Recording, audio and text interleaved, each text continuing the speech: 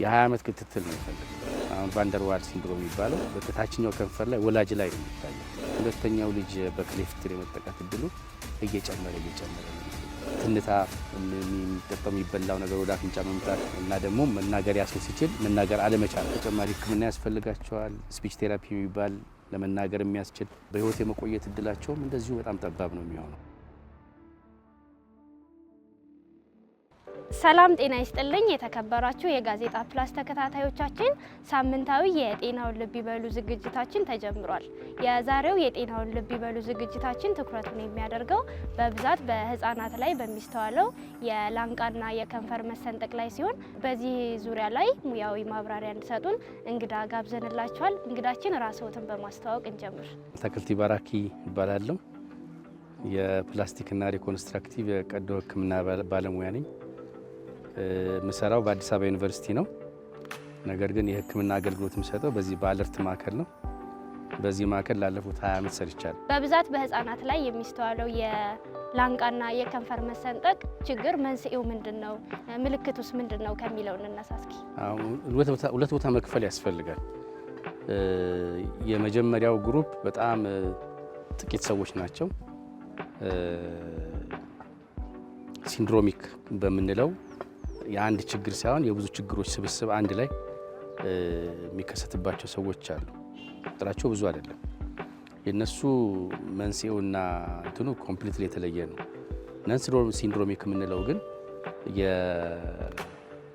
የኢንቫይሮንመንት የአካባቢ ሁኔታና የራሳችን የሰውነታችን ጄኔቲክስ ቅልቅል ነው የሚያመጣው ያ ኢንተራክሽን የሚያመጣው ችግር ነው። ስፔሲፊካሊ እንደዚህ ነው ለማለት ያስቸግራል። ግን የነዚህ የአኗኗራችን የምናደርጋቸው ነገሮች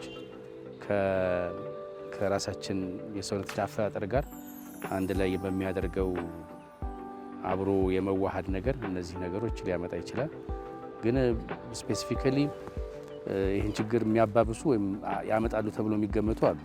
ለምሳሌ እንደ መድኃኒቶች አሉ። የምግብ እጥረት በተለይ የፎሊክ አሲድ እጥረቶች አሉ። በአብዛኛው እነዚህ ነው የሚታወቁት። ከአልኮል ጋርም እንደዚሁ የመዛበን ነገር አላቸው። ግን በተለይ ከነዚህ ደግሞ ከአራቱ በጣም ትኩረት እየሳበ ያለው የፎሊክ አሲድ ነው። ፎሊክ አሲድ ማይክሮኒውትሪየንት ትልቅ እንደ ፕሮቲን እንደ ካርቦሃይድሬት ምናምን አይደለም፣ ግን ለሰውነታችን በጣም የሚያስፈልግ ነው። የእሱ እጥረት በሚኖርበት ጊዜ በአከርካሪም ላይ በብዛት በአከርካሪ ላይ ክፍተት መፍጠርና እንደዚሁ በላንቃ እና በከንፈር ላይ ክፍተት መፍጠር በብዛት ይታያል። በዚህ ምክንያት በእርግዝና ጊዜ የፎሊክ አሲድ ተጨማሪ በምግብ ላይ ተጨማሪ እንዲወሰድ ይመከራል፣ ይሰጣል። ዙሮ ዙሮ የራሳችን ተፈጥሮና የአካባቢያችን አኗኗር በተለይ አኗኗር ስራ ከአመጋገባችን ጋር ከምንጠቀማቸው ነገሮች ጋር ከሀቢት ከልምድ ጋር በተያያዘ ያለው ቁርኝት እነዚህን ነገሮች ሊያመጣ ይችላል። እንግዲህ ምልክቱ ምንድነው? ሁለት ቦታ መክፈል ይቻላል። ሁለቱም በአንድ ላይም ሊሆኑ ይችላሉ። የከንፈር መሰንጠቅ ለብቻ ሊሆን ይችላል፣ ወይም የላንቃም መሰንጠቅ ሊሆን ይችላል። ግን እንደየቦታው እንደየአገሩ ያላቸው ፐርሰንቴጅ ይለያያል። ስለዚህ በብዛት አንዳንድ ቦታ ላይ ምን አለ ከንፈር ብቻ መሰንጠቅ አለ። ቀጥሎ ከንፈርና ላንቃ ይሰነጠቃል። መጨረሻ ላይ ላንቃ ብቻ ይሰነጠቃል። ከውጭ የምናየው ነገር ላይኖር ይችላል። በሶስተኛው ላይ ለምሳሌ ላንቃችን ክፍት ከሆነ ከፊት ለፊት የምናያቸው ነገሮች ብዙ ላይኖሩ ይችላሉ። በዚህ ምክንያት የምናየው ምንድነው? ትንታ፣ የሚጠጣው የሚበላው ነገር ወደ አፍንጫ መምጣት እና ደግሞ መናገር ያሰው ሲችል መናገር አለመቻል፣ በአፍንጫው መውጣት ቃሎች ያንን ለማስተካከል እና እንትን ለማለት ፊት ላይ የሚኖሩ አንዳንድ ተጽዕኖዎች አሉ። በዛ ማየት ይቻላል። የከንፈር መሰንጠቅን ግን ግልጽ የሆነ የሚታይ ነገር ነው። ግን ምንድነው አንዳንድ ጊዜ ከንፈር መሰንጠቅ አንዳንዴም ሳይሆን ብዙ ጊዜ ከንፈሩ ብቻ አለ የሚሰነጠቀው። የሪጂናል ፕሮብለም ነው። እዛ አካባቢ ያለ የአጥንትና የለስላሳው ሶፍት ቲሹ የምንለው የሁለቱም ችግር ነው። አንደኛ ነገር የአጥንቱ በደንብ የዳበረ ስላልሆነ እንትን የለውም፣ ድጋፍ የለውም። ስለዚህ ስንጥቅ ብቻ ሳይሆን የተሰነጠቀው ከንፈራችንም በተለያየ አቅጣጫ የመሸሽ ነገር ይኖረዋልና ግልጽ እና የሚታይ ነገር ነው የሚሆነው። ሲንድሮሚክ ያልኩት አይነት ደግሞ ሲሆን ተጨማሪ ይኖራቸዋል። ፊት ላይ ሊሆን ይችላል፣ እጅ ላይ ሊሆን ይችላል፣ እግር ላይ ሊሆን ይችላል። ተጨማሪ ችግሮች አሉ። በዚህ ማየት ይቻላል። የላንቃና የከንፈር መሰንጠቅ ችግርን ለመከላከል መደረግ ያለበት የቅድመ ጥንቃቄ ምንድን ነው? የሚወሰዱ መድኃኒቶች፣ መጨመር ያለባቸው ምግቦችን እነዚህ ማድረግ ያስፈልጋል። ሌላ መደረግ ያለበት ነገር ምንድነው?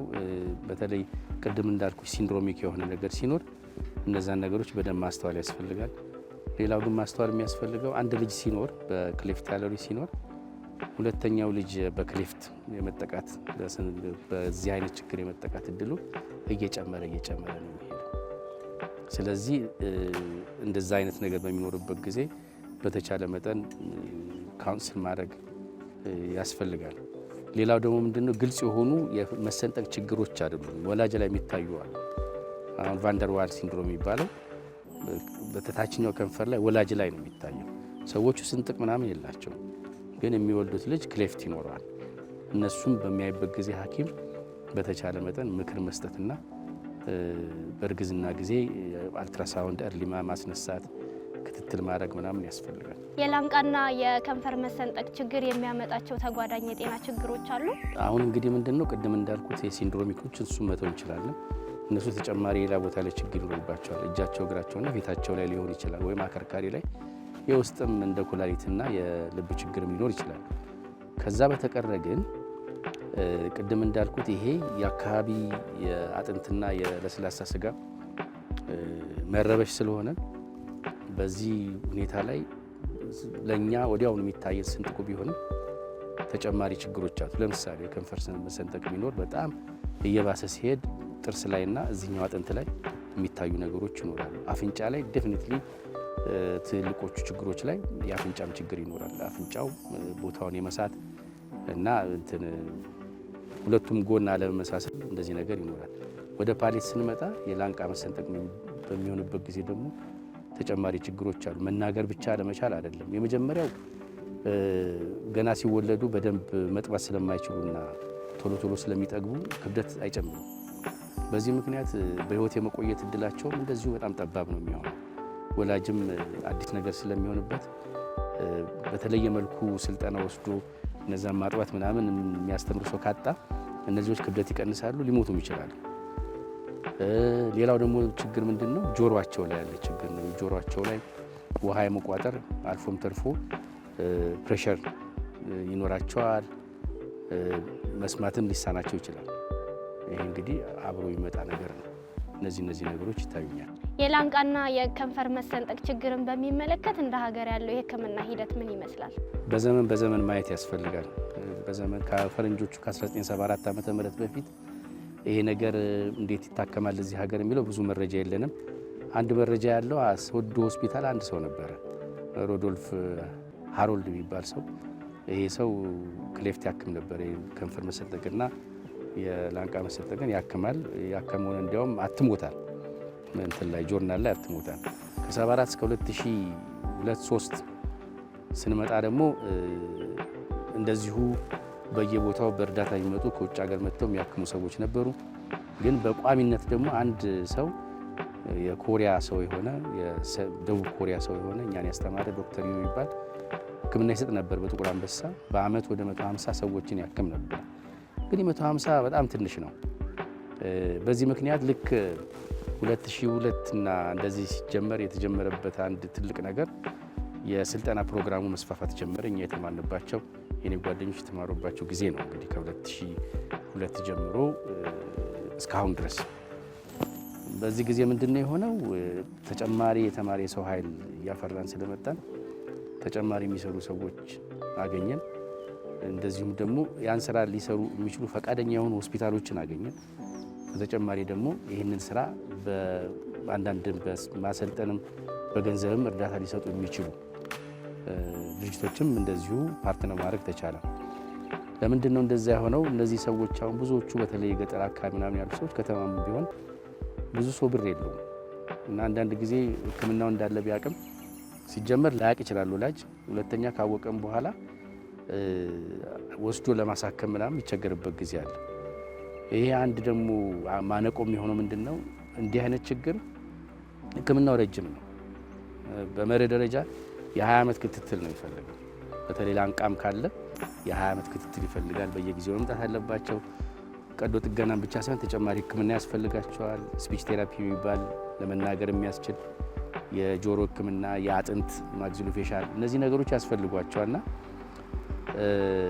እነዚህ ነገሮች እንግዲህ ከጊዜ ወደ ጊዜ በተለይ ላለፉት 20 ዓመት ማለት ይቻላል እያደገ መጥቷል። አሁን ምናልባት ከ50 ሰው በላይ እዚህ ሀገር ክሌፍት ይሰራል በደንብ የሰለጠነ። በተጨማሪም ደግሞ ከዛ በፊት የሚሰሩ የነበሩትን ስንደምር ወደ 100 ሊጠጋ ይችላል እና ያ በቂ ግን አይደለም። ምክንያቱም የኛ ህዝብ ደግሞ ቁጥሩ ብዙ ነው። ወደ 121 ሚሊዮን ህዝብ ነው። ምናልባት በግምት በአንድ ሺኛ ነው እንትኑ የምንገምተው። ከቦታ ቦታ ሊለያይ ይችላል። ግን አቬሬጅ እንደዛ እንኳን ብንወስድ በአመት የሚወለደው ሰው ከህዝብ ቁጥራችን አንጻር ሲወስዱ ብዙ ነው። ስለዚህ ታይምሊ በጊዜው የማከም ትንሽ አቅምሽ የሚወሰነው ባለሽ የሰው ኃይልና እንደገና ደግሞ ሊሰጡ የሚችሉት ተቋማት ቁጥር ነው የሚሆነው። አንድ ጥሩ ነገር ያየነው ግን ምንድነው እድሜያቸው ድሮ አሁን ትልቅ ሰዎችን እናይ ነበር በብዛት ከ18 ዓመት በላይ ሆናቸው ወንድ ሴት እናይ ነበር። አሁን ግን ቀንሷል። በእኛ ልምድና ኤክስፒሪየንስ አሁን ብዙዎቹ 1 ዓመት ሳይሆናቸው ነው የምናገኛቸው። ያ የሚያመለክተው ምንድነው ምናልባትም ተከማችቶ የነበረው ችግር ተቀርፏል ብዬ አስባለሁ። በርካታ ሰዎች የላንቃና የከንፈር መሰንጠቅ ችግር በእርግማን የሚመጣ ነው ይላሉ። እንደው ሳይንሱስ ምን ይላል? የእነዚህ ሰዎች ችግር እንትንም ብቻ አይደለም፣ ፊዚካሊ መከፈት ብቻ አይደለም። እዛ አካባቢ ያለው የሰውነታቸው ክፍልም በደንብ ያደገ አይደለም፣ በተጽዕኖ ስር ያለ ነው። በተለይ ጥርስና የአጥንት የመሳሰሉት ነገሮች። ስለዚህ በአንድ በኩል ደግሞ ሜዲካሉን ብቻ ስናየው የሕክምና አሰጣጡን ስናየው ቀዶ ጥገና ብቻ በቂ አይደለም አይደል? ጆሮአቸውን ያማቸዋል፣ ጥርሳቸው ችግር አለው፣ ይሄ እና መናገር ያስቸግራቸዋል። እነዚህ የሚያስፈልገው ምንድነው? ቀዶ ጥገና ብቻ ቢኖር ሙሉ በሙሉ ሕክምና ይሰጣል ማለት አይደለም። ስለዚህ ኮምፕሬሄንሲቭ የሆነ ትሪትመንት የሚባለው የብዙ ባለሙያዎች ስብስብ ያለበት ሕክምና መኖር አለበት። ሁለተኛው ደግሞ እነዚህ ሰዎች ተጨማሪ ችግር አላቸው። ማንኛውም ሕክምና የታመመ ሰው ህመም ብቻ አይደለም ያለው። ህመም እኛ የምንለው ሜዲካል ፕሮብለም ብቻ አይደለም። አብሮ የስነ ልቦናና የህብረተሰባዊ ችግር አለው አይደለም። ሶሺዮ ኢኮኖሚክ የሳይኮሎጂካል ፕሮብለምስ አሉት። ምክንያቱም ወላጅ ለምሳሌ እንደዛ ሆኖ ልጁን ሲያይ ገና እንደተወለደ ሲያይ ድንጋጤ አለው አይደል? ድንጋጤን ብቻ ሳይሆን ራስን መውቀስ እንዲያርጌ ነው ወይ ይሄን አርጌ ነው ወይ ቅድም ለማንሳት እንደሞከርሽው እርግማን ነው ወይ ብዙ ምክንያቶች ሊሰጡት ይችላል። እንደ አካባቢው ምክንያት ይሰጠዋል። እኛ አሁን ከምናውቀው እኛ ከምናወራው ውጭ ብዙ ምክንያቶች ይሰጡ። በዛ ምክንያት ወላጆች በተጽዕኖ ስር ይወድቃሉ። ልጆቹም እያደጉ ሲመጡ ትምህርት ቤት ሲሄዱ ጓደኛ ለማፍራት ይቸገራሉ። በደንብ ስለማይሰሙ እንደዚሁ ያላቸው በደንብ ኮሚኒኬት የማድረግ ነገር ሊቸገሩ ይችላሉ። ስለዚህ በዚህ ዘርፍ ደግሞ የሚታይ ነገር አለ። በህብረተሰባዊና ስነ ልቦና የሆኑ ነገሮችን ማከም ሳይሆን ያን ማስተካከል የሚችል የተዘረጋ ነገር መኖር አለበት። በአሁን ሰዓት ያለውን ነገር ስናይ በብዛት ያለው የቀዶ ሕክምናውን በሚመለከት ነው። እሱም አልተዳረሰም። ግን መጀመሪያ ላይ ሰልፍ ላይ የምናየው ቀዶ ሕክምናው ነው። ግን ግራጁዋሊ ቀስ እያለ ሌላ ነገር እየገባ ያለ ይመስለኛል። አሁን የመናገር ችሎታን የሚያስተካክሉ ስፒች ቴራፒስቶች የሚባሉት በ6 ኪሎ አሁን ስልጠና እየወሰዱ ነው። በየአመቱ ይሰለጥናሉ። እነዚህ ሰዎች ወደዚህ ውስጥ ይገባሉ ብለን እናስባለን። የአንገት በላይ ሐኪሞች፣ የኤንቲ ስፔሻሊስቶች፣ የማግዚሎፌሻል ሰርጅንስ፣ ኦርቶዶንቲክስ የሚባሉ እነዚህ ጥርስና አጥንት የሚያስተካክሉ ሰዎች እነዚህ ሁላ ግራጁዋሊ ቀስ እያሉ እየገቡ ነው። በአንድ በኩል ምንድነው ከፍተኛ ወጪ ስላለው ነው። ለምሳሌ የጥርስ ማስተካከል ምናምን ስናስገባ ከፍተኛ ወጪ ነው። እንደምታውቂው ብሬስ ሊሆን ይችላል። ብዙ የሚደረጉ ነገሮች ማሻሻሎች አሉና እነዛም ደግሞ ከሀገር እድገትና ለሕክምና የምንመድበው በጀት ጋር በጣም የተያያዘ ነው። ዙሮ አሁን ያለው በጣም ተስፋፍቶ የምናየው ከነዚህ ሁላ ዘርፍ ተስፋፍቶ የምናየው የቀዶ ሕክምና ዘርፉ ነው። አትሊስት በትንሹም ቢሆን የሆነ ነገር እየተደረገ ነው ማለት ይቻላል። በዛኛው ሳይድ ደግሞ ከባድ ሆኖ የምናገኘው ምንድነው? የህዝብ ቁጥር ነው። የህዝብ ቁጥር ለስራ ለምናምን ጥሩ ነው፣ ግን እንደዚህ ችግር በሚኖርበት ጊዜ ደግሞ ብዙ የተቸገሩ ሰዎችን ነው የምናገኘው። በአመት የምናከማቸው ሰዎች 200 እስከ 300 ሊሆን ይችላል። ቀዶ ጥገና ነው ብዙ ጊዜ የምንሰጣቸው። የስፒች ቴራፒ ፕሮግራም አለን። ሙሉ በሙሉ በደንብ አልገቡበትም። ግን ስፒች ቴራፒ የሰለጠኑ ሰዎች አሉ። እንግዲህ ግራጁዋሊ ያቀድም ያልኩትን ይሄ ሙሉን የቲሙን ማዳበር ያስፈልጋል ብዬ አስባለሁ። በሌላ በኩል ሰዎች በተፈጥሮና ውበትን ለመጠበቅ ብለው የሚያደርጉት የፕላስቲክ ሰርጀሪ ሕክምና ምንድን ነው? የሕክምና አይነቶች ውስጥ ምንድን ናቸው? እንግዲህ ፕላስቲክ ሰርጀሪ ያው እንትን ነው አረዳዱ ብዙ ጊዜ ከሰው ሰው ይለያያል። አንዳንድ ሰው ምናልባትም ፕላስቲክ የሚገባ ሊመስለው ይችላል። ስለዚህ በተለይ ለኛ ሀገር አዲስ የሆነ አሳሰብ ነው ብዬ አስባለሁ። ዙሮ ግን ወደ ታሪክ ስንሄድ ይሄ ሙያ ለብዙ ዓመት የኖረ ነው። ምናልባትም ከ3000 ዓመት በላይ የኖረ የህክምና ሙያ ነው። ሪከርድ የሚያመለክተው ለምሳሌ ህንድ ሀገር ውስጥ ድሮ ሰዎች በሚያጠፉበት ጊዜ አፍንጫቸውን ነው የሚቆረጠው። ያንን ይሰራ የነበረ ሰው ነበር፣ ሱሃርቶ ይባላል። ይሄ ሪከርድ አለ። የዛሬ 3000 ዓመት ያንን ነገር ይሰራ ነበረ። እንግዲህ እንደማንኛውም ሳይንስ ያው ጊዜውን ጠብቆ ሁሉም ነገር ማደግ የጀመረው ባለፉት 200-300 ዓመት ነው። ግን ለምሳሌ የከንፈር መሰጠቅን በሚመለከት የመጀመሪያው የተሰራ ሰው ሪከርድ ቻይና ውስጥ ነው። በ4ኛው ክፍለ ዘመን 328-27 አካባቢ ነው የተሰራው። በጣም የተቸገረ ሰው ነው፣ ቻን የሚባል ሰው የተሰራው። ላንቃን በሚመለከትበት ጊዜ ወደ ኋላ ነው የተጀመረው፣ 19ኛው ክፍለ ዘመን ነው። እሱም ቢሆን በ18 ከምናምን አይ ቲንክ 40 ምናምን ይሁን እንደዚህ አላስታውስም። የከንፈር መሰንጠቅ የተጀመረው መሰራት የተጀመረው የላንቃ መሰንጠቅ በዛ ጊዜ ነው። ስለዚህ ዝም ብለን ሂደቱን ስናየው ከፍተኛ እድገት የታየበት ጊዜ አብሮ ከሰው ልጅ ስልጣኔ ጋር ሄደ ይመስለኛል።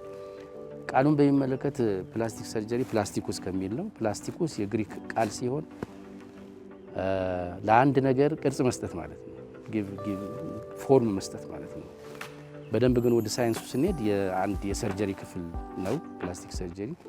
ሁለት ትልቅ ዘርፎች አሉት። አንደኛው ዘርፍ ሪኮንስትራክቲቭ ሰርጀሪ ይባላል። በአራት የተለያየ ምክንያት ችግር ያለባቸውን ሰዎች ቅርጻቸውን ማስተካከል ወይም ደግሞ ያ አካል የበለጠ እንዲሰራ ማድረግ ፋንክሽን የሚያደርግ ነው። አራቱ ችግሮች ምንድነው? በተፈጥሮ ያሉ ችግር ያለባቸው ሰዎች ቅድም እንዳልነው ክሌፍት ፔን ፓሌት፣ እግር ላይ እጅ ላይ የምናያቸውን ነገሮች ማስተካከል ሊሆን ይችላል፣ ፊትም ላይ ሊሆን ይችላል። በሁለተኛ ደረጃ የምናያቸው በካንሰር ችግር ወይም በተለያዩ እባጮች የፊታቸው የሰውነታቸው ክፍል መበላሸትና ወይም ደግሞ ስራ በደንብ አለመስራት እነዛ የምናስተካክልበት ነው። በሶስተኛ ዘርፍ የምናየው እንትን አደጋ ነው፣ ትራውማ የምንለው። እነዚህ ነገሮች ብዙ ነገር ያመጣሉ፣ ፋንክሽናል ሎስ እና ሰውነታችንን እንደዚሁ ቅርጽ የመለወጥ አዝማሚያ ያላቸው። በአራተኛ የምናየው ኢንፌክሽን ነው። እነዚህ የተለያዩ ኢንፌክሽኖች እንደዚሁ ተጽዕኖ ይኖራቸዋል ወይ ገላችን ላይ ወይም ስራ ላይ የዛ ገላ ስራ መዛባት ሊሆን ይችላል። በሁለተኛ ዘርፍ የምናየው እነዚህ ሞሮለስ ኖርማል ሰዎች ናቸው። በዚህ አጋጣሚ አንድ ሰው ራሱን ማስተካከል ማሻሻል መፈለጉ ምንም አይነት ነውርነትና እንትን ያለው አይመስልኝም። እንደዛ ቢሆን ኖሮ ነውር ቢሆን ኖሮ መጀመሪያውኑ ጠዋት ስንወጣ ጸጉራችን አበጥረን ለብሰን ምናምን መስታወት አይተን አንወጣም ነበረ። ስለዚህ ለራሳችን ገላ ለራሳችን ሰውነት ያለን አመለካከት እንዲያውም ጤናማ አመለካከት ሲኖር መንፈሳችንም የታደሰ ነው የሚሆነው። ስለዚህ በዚህ በአይነት ሁኔታ ላይ ሰዎች እዚህም እዛም ትንሽ መሻሻል ሊፈልጉ ይችላል። ፊት ላይ ሊሆን ይችላል፣ ሆድ ላይ ሊሆን ይችላል፣ የተለያየ ቦታ ሊፈልጉ ይችላል። ከፊትም ለምሳሌ አፍንጫም ሊሆን ይችላል። እነዚህ የምናስተካክልበት ደግሞ ኤስቴቲክ ሰርጀሪ ወይም ኮስሞቲክ ሰርጀሪ የምንለው ነገር አለ። ይሄ በተለይ በአደጉት ሀገሮች ላይ በጣም ፕራክቲስ የሚደረግ የሙያው ዘርፍ ነው። እኛ አሁን ለጊዜው በብዛት ማለት ይቻላል የምንሰጠው አገልግሎት ከሪኮንስትራክቲቭ ሰርጀሪ ጋር የተያያዘ ነው። ምናልባትም ሚዲያም ራሱ ብዙ አስተዋጽኦ ያደረገ ይመስለኛል። ብዙ ኢንተርቪዎች እኔም ሆንኩኝ ጓደኞች ስላደረግን እነዛም ብዙ አስተዋጽኦ ያደረጉ ይመስለኛል። ሰው ከጊዜ ወደ ጊዜም የተማረ የሰው ኃይል እየጨመረ ነው። አንብቦ መረዳት የሚችል ብዙ ሰው ነው። አሁን አንዳንድ ነገሮችም አንብቦ ለመረዳት የሰከንድ ያህል ነው፣ ሞባይላችንን ብቻ ማየት ነው። በዚህ ምክንያት ብዙ ሰዎች ብዙ እንትን ያውቃሉ። እንዲያውም አልፎ እንዲያውም የምናየው በደንብ የሚያውቁ ሰዎች ላይ ይመጣሉ፣ መጥተው ከኛ ጋር ውይይት ያደርጋሉ። እነዛ ነገሮች ያው አመለካች ናቸው። ህብረተሰቡ ከጊዜ ወደ ጊዜ በጣም የተሻለ አመለካከት እንዳለው። ሰርቪሱን በሚመለከት ግን በጣም ወደ ኋላ ነው የምንቀረው ብዬ ነው የማስበው። ምክንያቱም የድሮ ስቴሜትን ብንወስድ ዛሬ እሱም ቢሆን ቁጥሩ በጣም ትንሽ ይመስለኛል፣ ግን በአመት 100,000 ነው ተብሎ የነበረው።